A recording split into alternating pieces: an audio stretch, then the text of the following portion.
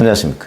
2024년 6월 3일 최병무의 팩트 시작하겠습니다. SK그룹 최태원 회장과 노소영 아트센터 나비관장의 이혼 소송 연일 화제가 되고 있습니다. 그 가장 큰 화제거리는 사실은 2심에서 1억 3,808억 원의 재산 분할을 해주라, 이렇게 이제 판사가 판결을 한 건데, 여기에 이제 오늘날 SK의 성장에 노소영 관장의 선친이죠, 노태우 전 대통령의 도움이 있었다. 그리고 그 결정적인 거는 바로 노태우 전 대통령의 부인 김옥숙 여사의 비자금 메모, 그 당시에 300억 원 정도를 최태원 회장한테 줬다라고 하는 부분이 결정적인 역할을 했다, 이제 이렇게 언론에 보도가 되고 있는데, 자, 그러면 오늘날 SK그룹이 과연 노태우 전 대통령의 비자금 300억 원, 이게 어떤 기초 자금이 돼서 그러면 이렇게 어마어마한 기업으로 재벌로 성장을 했느냐, 이런 부분을 제가 다는 모르지만, 제가 이제 일부 취재한 부분이 있고, 1995년에 대통령 비자금, 전두환 전 대통령, 노태우 전 대통령 비자금 수사 때 제가 법조를 출입을 했고, 그 후에 이런저런 해서 그냥 개괄적으로 말씀을 드리겠습니다. 아마 시청자 여러분들도 상당히 일리가 있다, 이렇게 얘기를 하실 거라고 저는 믿습니다. 무슨 얘기냐면, 자, 2심 판결에서 노태우 전 대통령이 최종현 SK 선대회장의 보호막이나 방패막이 역할을 하면서 결과적으로 성공적 경영활동에 무형적 도움을 줬다고 판단한다. 이게 요지거든요. 그렇기 때문에 노소영 관장의 기여 부분, 노태우 전 대통령의 딸인 노소영 관장의 기여 부분이 많다. 그러니까 1조 3,800억 원을 분할해주라, 이게 요지입니다. 물론 1심에서는 위자료 1억, 거기다가 600 몇십억 줘라 하는, 그것이 이제 너무 작다 하는 데까지는 저도 동의를 하는데, 그러면 위자료 20억에 지금 재산 분할 1조 3,800억이라는 건 또 너무나 많다. 왜? 노태우 전 대통령의 무형적 도움? 이 얘기를 하는데, 과연 노태우 전 대통령의 무형적 도움을 어디까지 입증할 수 있을까? 저는 그 부분에 대단한 의문을 갖습니다. 그래서 2심 판사가, 1심 판사는 너무 노소영 관장한테 가혹했고, 2심 판사는 너무 노소영 관장한테 관대한 것 아닌가, 이렇게 재판이 널뛰기를 해서 과연 이게 사법부의 신뢰를 받을 수가 있느냐. 근데 제가 그냥 이제 SK가 이른바 석유공사, 과거의 석유공사, 지금 SK 석유라고 하는 거죠. 전 회사인 석유공사를 인수하는 과정, 그 다음에 제2 이동통신 이런 거를 이제 제가 지금 취재하고, 비자금, 전직 대통령 비자금 수사 때 제가 이제 좀 취재한 경험, 이런 것들을 한번 해서 그냥 개괄적으로 말씀을 드리겠습니다. 근데 홍준표 대구시장은 그 정도 재산 분할은 각오해야지요, 이러면서 긍정적 입장을 보였습니다. 선경섬유가 SK통신 재벌로 큰 계기는 노태우 대통령이 이동통신 사업자로 SK를 선정해 주었기 때문입니다, 라고 얘기를 했는데, 이거는 틀린 주장입니다. 이때 제가 민자당을 취재하고 있었거든요. 1993년이죠. 이렇게 되어 있습니다. 선경한테 이동통신 사업자로 해준 거는 노태우 대통령이 아니고 김영삼 대통령입니다. 무슨 얘기냐면, 노태우 정부 시절에, 이때 제가 민자당을 출입했는데 1992년 8월에 노태우 당시 대통령이 사업자로 선정을 하니까 당시 민자당이었습니다. 민자당 대표 최고위원 김영삼이었죠. 김영삼 민자당 대표 최고위원이 집권당입니다. 이걸 반대했습니다. 뭐라고 반대했냐면, 이 사돈기업에 대한 특혜다, 이렇게 해서 반발하면서 취소해라, 이렇게 돼 있습니다. 그러니까 일주일 만에 당시 최종현 SK 회장이 이 이동통신 사업자 이 부분을 취소합니다. 아니, 그러니까 반납합니다. 그래서 무산됐습니다, 그냥. 근데 홍준표 대구시장은 여기까지만 아는, 뭐 선정한 데까지만 아는 모양이죠. 그거 다 기록에 있습니다. 무산됐고요.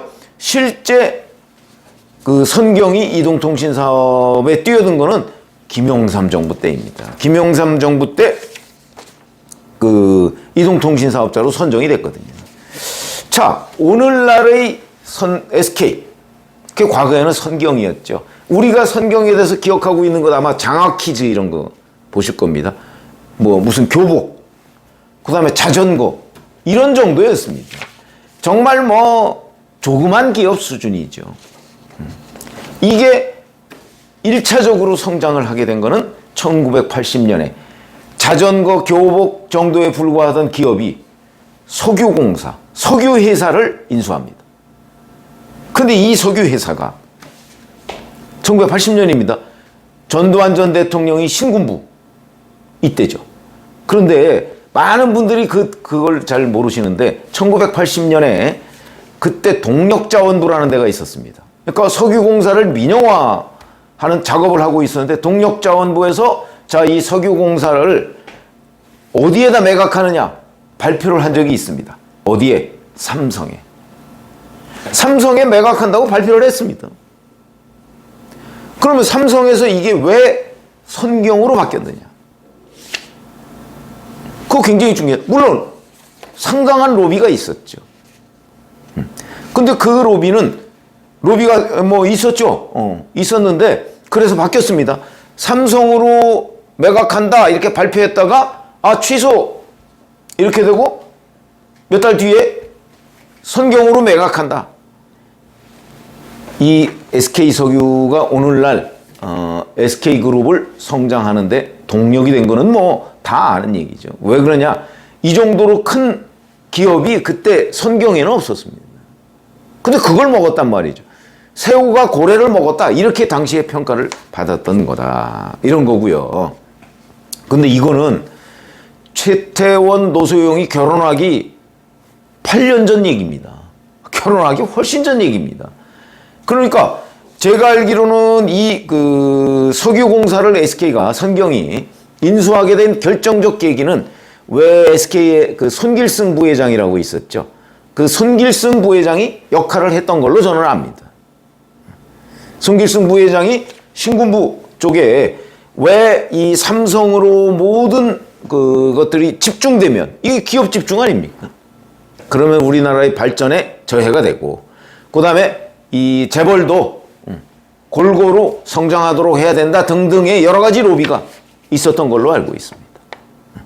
물론 뭐 그 로비의 대가로 얼마나 또 무슨 비자금을 주고 그런 거는 조사된 게 아무것도 없기 때문에 그건 뭐라고 얘기할 수가 없지만 적어도 그런 부분에 공감한 신군부 측의 판단이 있었던 겁니다. 그러니까 당시 전두환 대통령은 삼성에 매각한다는 발표가 있은 뒤에 이거 삼성으로 가면 삼성으로 너무 우리나라의 국부가 집중이 됩니다.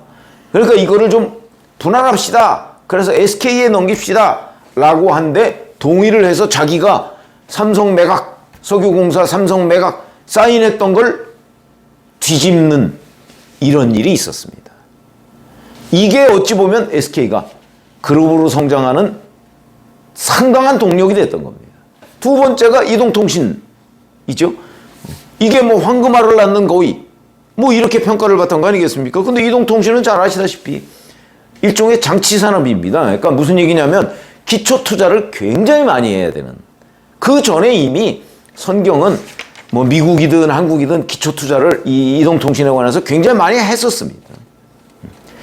그래서 1992년 8월 20일에 이제 노태우 당시 대통령으로부터 이동통신 사업자로 선정이 되죠. 근데 집권당 대표가 반대하니까 그때 집권당 대표는 YS 김영삼이었죠. 뭐 김영삼이 그때 대통령이 될 거라고 뭐 다들 믿고 있었을 때니까.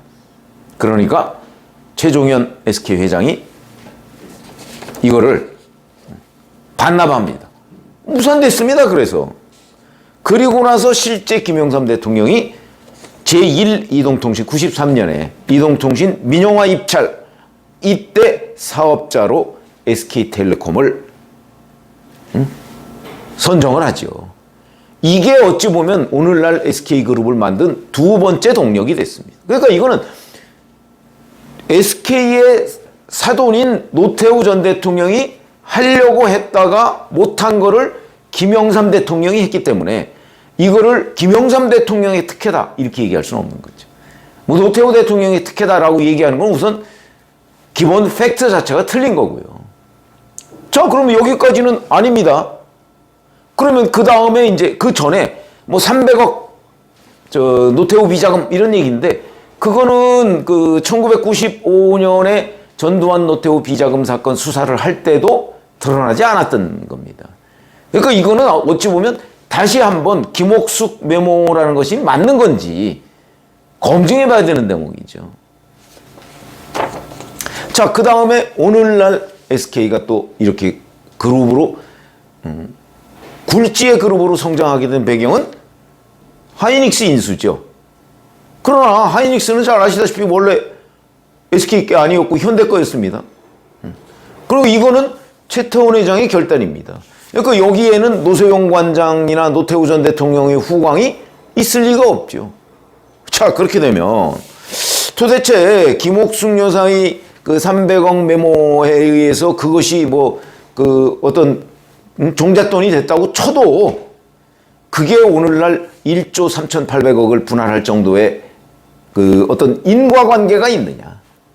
저는 아니라고 보고, 그 다음에 석유공사 이거는 두 사람 결혼 전이고, 그 다음에 뭐 판결문에 상당한 요지가 노태우 전 대통령의 후광이라고 하면서 뭐 무형의 도움이라고 하면서 SK 이동통신 사업자 선정이 있는데 그것도 노태우가 아니고 김영삼이고, 그리고 뭐 유무형의 도움 이렇게 얘기하는데 유형의 도움이라고 한다면 그 비자금 300억 뭐 이게 이제 유형의 도움이다 이렇게 주장하는데 그거는 완벽하게 확인이 안 된 거고, 그럼 무형의 도움이라고 하면 설령 그 노태우 정부 때 무형의 도움이 있었다고 쳐도 그렇게 따지면 김영삼 정부 때, 김대중 정부 때 이런 때 또 무형의 손실이 있지 않았을까요?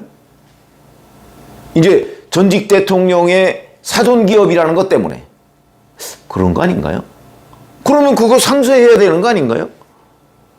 뭐 이런 점 때문에 제가 보건대는 글쎄 이게 뭐 제가 뭐 그 판결문 뭐 그거 이렇게 들여다보면 그거 하나하나를 따질 수는 없습니다만은 적어도 SK가 성장하는 세 가지의 동력이 있었는데 그 중에 하나는 최태원 회장의 결단이니까 이거는 해당 없고, 두 개도 노태우 전 대통령의 후광이라고 볼 만한 결정적인 장면은 없었다는 점에서 본다면 1조 3,800억 재산 분할이라고 하는 것이 과연 합당한 판단이냐, 이 부분은 제가 저희 취재 결과로 보면 의문을 제기할 수밖에 없다 이렇게 말씀을 드려서, 뭐 대법원에서 어디까지 들여다볼지는 모르겠습니다만은 그 이제 대법원으로 올라가겠죠.